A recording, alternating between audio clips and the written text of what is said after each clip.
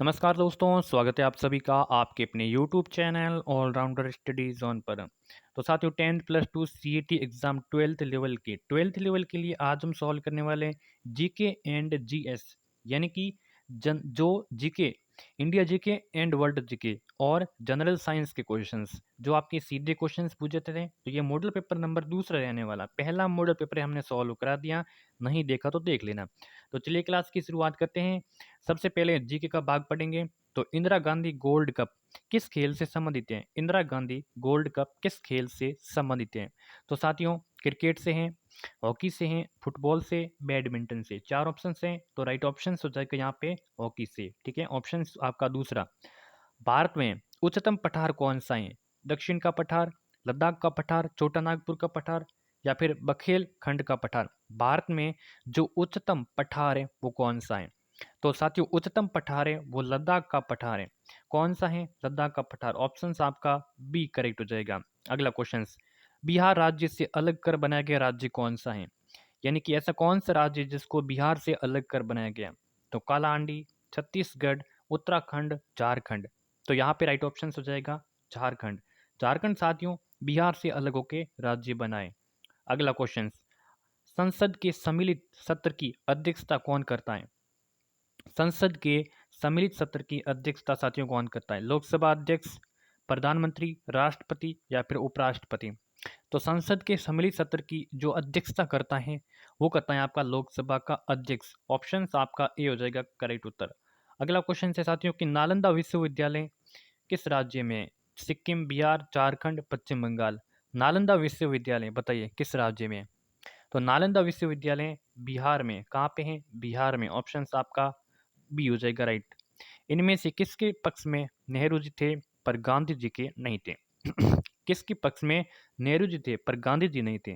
बताइए, अहिंसा के खिलाफ, भारी औद्योगिकरण के, सत्य के, अस्पृश्य। देखिए इनमें से किसके पक्ष में नेहरू जी थे लेकिन गांधी जी नहीं थे?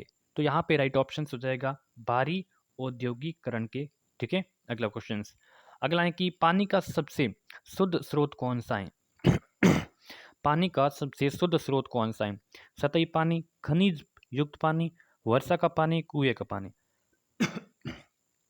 पानी का सबसे शुद्ध स्रोत की बात करें तो यहाँ पे हो जाएगा वर्षा का पानी। बिल्कुल, ऑप्शन आपका सी करेक्ट।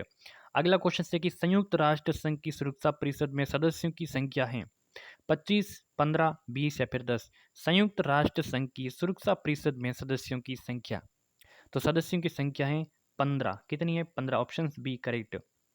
अगला है कि कौन से शहर को भारत का मैनचेस्टर कहा जाता है? अहमदाबाद, मुंबई, लुधियाना या फिर फगवाड़ा।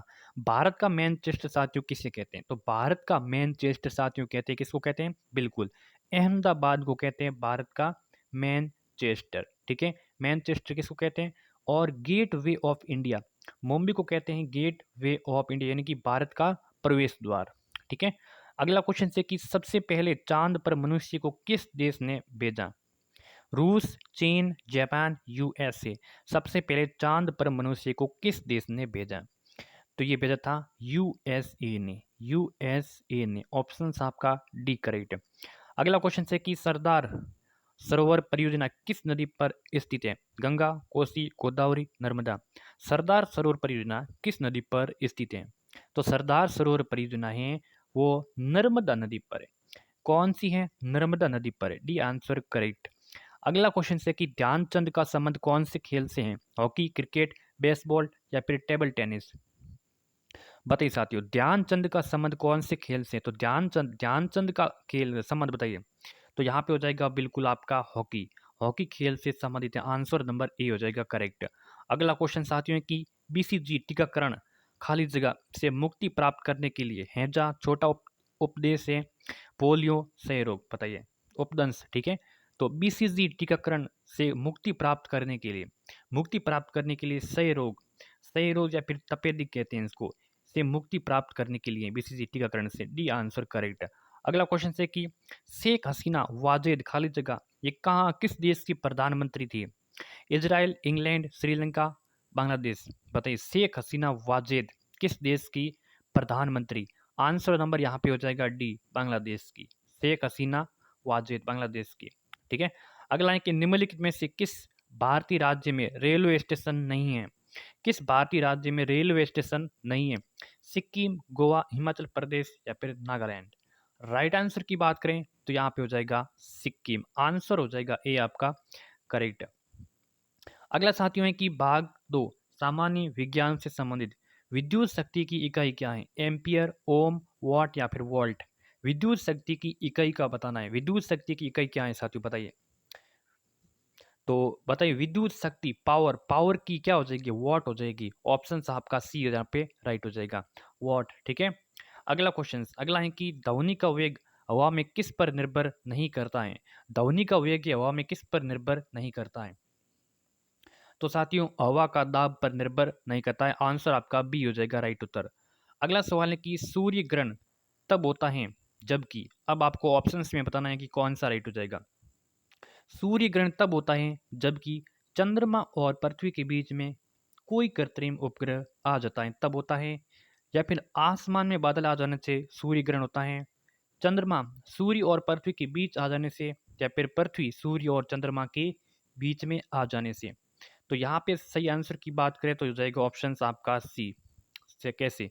चंद्रमा होता है सूर्य और पृथ्वी के बीच में आ जाने से सूर्य ग्रहण होता है। ठीक है, सूर्य ग्रहण कब होता है आपने जान लिया, बिल्कुल।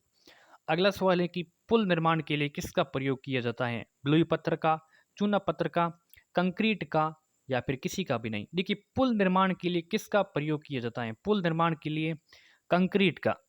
बिल्कुल, किसका? कंक्रीट का। आंसर यहाँ पे डी हो जाएगा, सी हो जाएगा राइट आंसर। अगला है कि एक मानव कोशिका में खाली जगह गुणसूत्र पाए जाते हैं।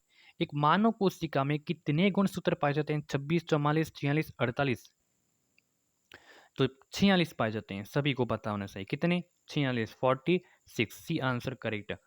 वायुमंडल में जो नाइट्रोजन कितने प्रतिशत होती है? 1%, 67, 21, 78? वायुमंडल में N2 नाइट्रोजन कितने प्रतिशत होती है? तो 78% जो सर्वाधिक नाइट्रोजन होती है। ऑक्सीजन कितनी परसेंट होती है? ये कमेंट करके आपको बताना है। ठीक है। अगला है कि निम्न में से कौन सा नाइट्रोजन उर्वरकों का मूल संगठक है? यूरिया, अमोनिया, सल्फ्यूरिक अम्ल, हाइड्रोक्लोरिक अम्ल? कौन सा जो नाइट्रोजन उर्वरकों का मूल संगठक है? तो यहाँ पे 22 की राइट आंसर बात करें तो कौन सा राइट आंसर हो जाएगा? बिल्कुल यूरिया। ऑप्शन आपका ए हो जाएगा राइट उत्तर। अगला क्वेश्चन से साथियों, शरीर में लोहे की कमी से कौन सा रोग होता है? उच्च रक्तचाप, मधुमेह, रतौंधी, एनीमिया? शरीर में लोहे की कमी से, साथियों लोहे की कमी से कौन सा जो रोग होता है? बहुत ही इंपॉर्टेंट क्वेश्चन है। तो यहाँ पे राइट आंसर हो जाएगा एनीमिया। कौन सा रोग होता है? लोहे की कमी से एनीमिया रोग होता है। ठीक है। अगला सवाल है कि निम्न में से कौन सा स्रोत अनवीकृत है? अनवीकृत है, कौन सा स्रोत अनवीनीकृत है? जंगल, वन्यजीव, पानी या फिर कोयला के भंडार? तो बिल्कुल यहाँ पे कोयले के भंडार, डी आंसर हो जाएगा यहाँ पे करेक्ट उत्तर। ठीक है। अगला क्वेश्चन से साथियों, निम्न में से कौन सा पदार्थ प्रदूषण के लिए जिम्मेदार है? धुआं, कार्बन डाइऑक्साइड, सल्फर डाइऑक्साइड, उपरोक्त सभी? कौन सा पदार्थ है प्रदूषण के लिए जिम्मेदार है? तो प्रदूषण के लिए यहाँ पे जिम्मेदार है सभी। धुआं भी है, CO2 भी है, सल्फर डाइऑक्साइड भी है, यानी कि उपरोक्त सभी, सभी राइट है। अगला क्वेश्चन से साथियों, अगला क्वेश्चन से इससे पहले मैं आपको बता दूं, अगर आपको व्हाट्सएप ग्रुप में शामिल होना है, वहाँ पे PDF वगैरह इंपॉर्टेंट क्वेश्चन से मिलती रहती है। इस व्हाट्सएप से आपको मैसेज कर देना है, और आपको कुछ PDF चाहिए तो इस व्हाट्सएप से आप मैसेज कर सकते हो, आपको मिल जाएंगे। सबसे छोटी कोशिका है, तो सबसे छोटी कोशिका है माइकोप्लाज्मा की। माइकोप्लाज्मा की ऑप्शन ए करेक्ट हो जाएगा। अगला क्वेश्चन है कि सबसे बड़ा स्तनपायी जीव कौन सा है? तो चमगादड़, शेर, हाथी, ब्लू व्हेल मछली? सबसे बड़ा स्तनपायी जीव, सबसे बड़ा स्तनपायी जीव है आपका ब्लू व्हेल मछली। ब्लू व्हेल मछली। Answer number D is the correct. अगला है कि खाली जगह एक पुनर्निर्माण होने वाला ऊर्जा का स्रोत है। तो पानी, खनिज पदार्थ, पेट्रोलियम पदार्थ, कोयला? बताइए। तो इसका राइट आंसर हो जाएगा पानी। पानी एक पुनर्निर्माण होने वाला ऊर्जा का स्रोत है। अगला क्वेश्चन से साथियों, जनरेटर एक यंत्र है जो उत्पन्न करता है, तो क्या उत्पन्न करता है? प्रकाश उत्पन्न करता है, प्रकाश की ऊर्जा को, ऊष्मा ऊर्जा को उत्पन्न करता है, विद्युत ऊर्जा को, यांत्रिक ऊर्जा को? जनरेटर एक यंत्र है साथियों, जनरेटर एक यंत्र है, ये विद्युत ऊर्जा को उत्पन्न करता है। किसको करता है? विद्युत ऊर्जा को। अगला क्वेश्चन, भारत के सैटेलाइट लॉन्च पैड कहाँ स्थित हैं?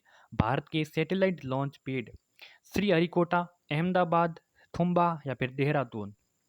तो राइट ऑप्शन हो जाएगा श्रीहरिकोटा। कहाँ पे? आंध्र प्रदेश में। श्रीहरिकोटा आंध्र प्रदेश में भारत के जो सैटेलाइट हैं, जो लॉन्च पैड हैं, वहाँ पे स्थित है। आंसर हो जाएगा ए इज द करेक्ट। तो 30 इंपोर्टेंट क्वेश्चंस आपके 15-15 जो क्वेश्चन थे जीके एंड जीएस की क्लास कैसी लगी, लाइक शेयर एंड सब्सक्राइब कर देना। ठीक है, आपको डेली क्लास में मिलते रहेंगे। धन्यवाद।